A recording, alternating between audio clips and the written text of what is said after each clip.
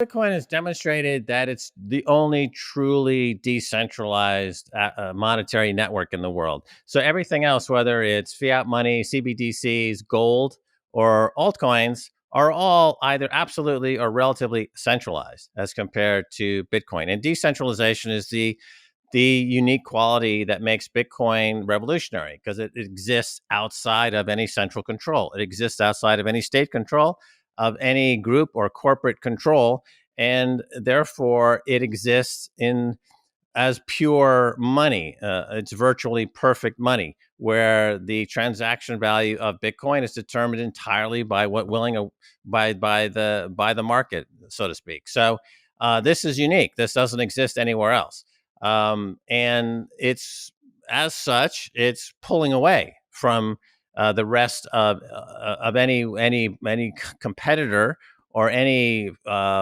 system that suggests that it might compete with Bitcoin. Clearly, there's going to be a lot of losers. Stefan, you've got the fiat money world is in total chaos. The dollar and the euro are really suffering epic, epoch-defining collapses at the moment. I'm sure I'm not telling any secrets here. It's pretty obvious what's going on in the fiat money world. In gold, as you see, there's no real price market.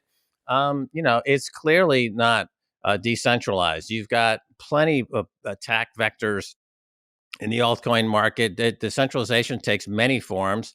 Either the code base has changed often, or you've got it's driven by a cult of personality. It's just many forms of centralization you see in the altcoin space. None are truly decentralized. And just as an interesting side point, I saw a headline just cross the last couple of days that the EU has come out and said we need to attack Bitcoin and support Ethereum. I mean, Ethereum is kind of the second most well known in this space. And it's clearly not decentralized. It's clearly not money. It's clearly an exit scam, and it's clearly the pet of the central bankers around the world. And it should be clear at this point, as Michael Saylor said in a Real Vision interview last year, altcoins, including Ethereum, you'd have to say that they're both unethical and immoral to support these projects. It goes beyond just failed projects. It's actually immoral to support them. And I think people need to realize that when they support these altcoins, including Ethereum, they're really acting in an unethical, immoral way. Some of them are more in a philosophical way. Let me talk about something kind of more philosophical to kick this off. So, because one of the attributes of Bitcoin is that it's unconfiscatable, that means that for somebody to build up a Bitcoin position, they can't rely on the old tried and true method of coercion or violence, right? Typically, the way empires are built or the way wealth is created is through violence and war. Countries or corporations.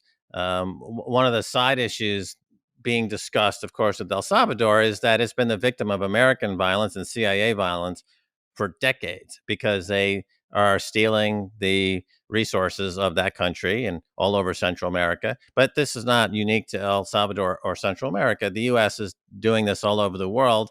And so violence and war are part and parcel with fiat money. So fiat money is something you can print really without constraint to fund your violence and your war.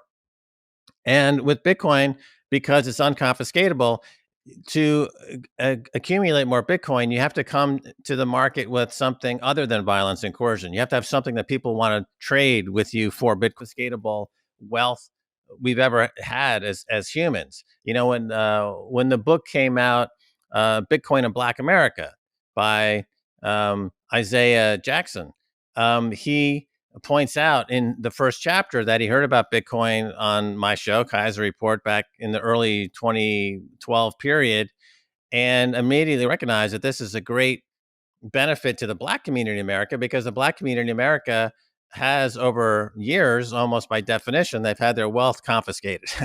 This is one of the problems in the Black community, and he saw this as unconfiscatable wealth.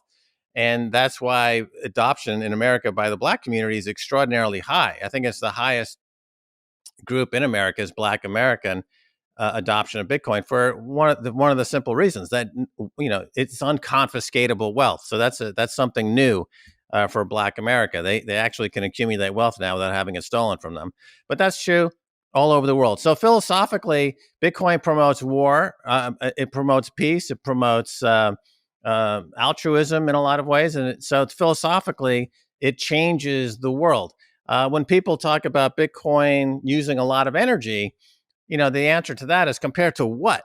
The fiat money supports hatred and it supports fraud and corruption and media corruption. Obviously, the carbon footprint of fiat money is almost infinitely higher than Bitcoin. It's an absurdly high amount of carbon emissions associated with fiat money. By eliminating fiat money, carbon emissions would drop enormously, 70, 80%, and almost immediately, because you're getting rid of the worst carbon offenders in the world. The Pentagon, the war machine, the fraud, the corruption, the waste. So philosophically, those are some of the high level top line changes that Bitcoin can bring about once a global Bitcoin standard comes in, hyperbitcoinization comes in. And I think we see it in El Salvador. I always say that you don't change Bitcoin, Bitcoin changes you. And after less than a year after making Bitcoin legal tender, the government, when threatened with their response was, you know what? As we're imbued with the ethos of Bitcoin and we are intolerant of this violence.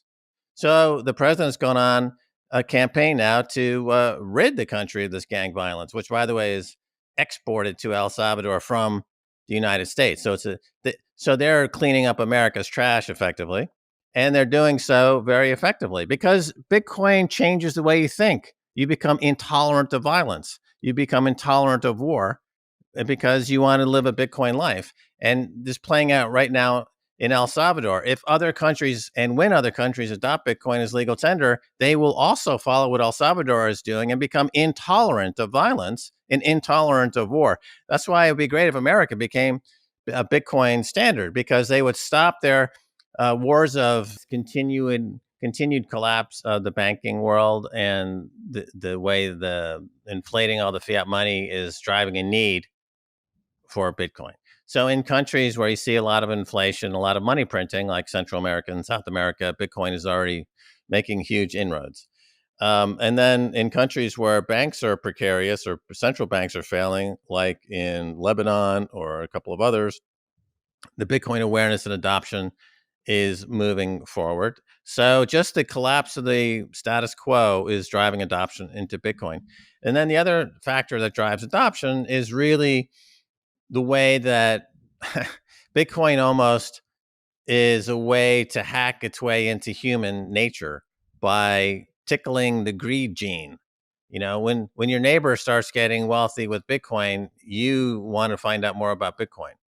And the price, the number go up technology that's built into the protocol means a lot of people become envious of their neighbors and friends and family be getting rich on Bitcoin, and they start to check out Bitcoin.